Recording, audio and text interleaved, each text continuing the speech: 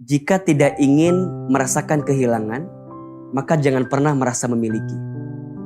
Karena di antara kata kunci kenapa kita ngerasa patah hati ketika ditinggalkan oleh orang yang kita cintai, karena kita merasa memiliki dengan orang tersebut. Maka sakit hati itu wajar-wajar saja.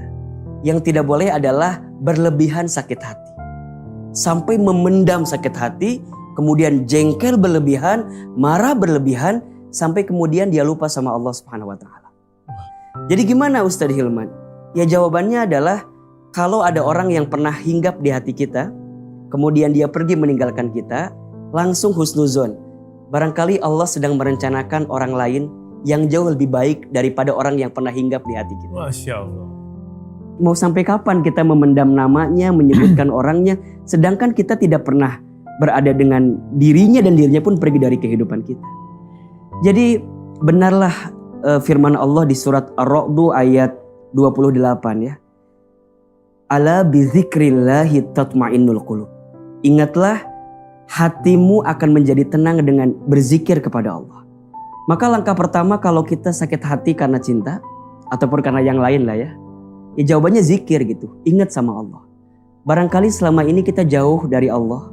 Sehingga dengan sakit hati itu membuat kita ada getaran energi memperbaiki diri dengan Allah. Mungkin selama ini fokus kita sama si doi terus. Ya, dikit-dikit sama dia terus. Malam dihabiskan untuk chattingan dengan dia terus. Kemudian Allah pisahkan sakit hati kita. Karena memang sengaja. Selama ini ada waktu yang seharusnya kita dengan Allah, tapi malah dengan orang yang belum haknya bagi kita. Jadi tidak usahlah kemudian kita stres berlebihan dengan orang yang pernah menyakiti kita. Percayalah, di depan itu sudah ada orang yang Allah rencanakan sebagai pengobat hati dalam kehidupan kita. Jangan terlalu sibuk bersandar kepada manusia.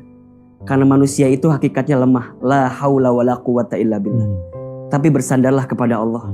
Karena hanya Allah lah yang mampu menjadi sandaran terbaik dalam kehidupan kita.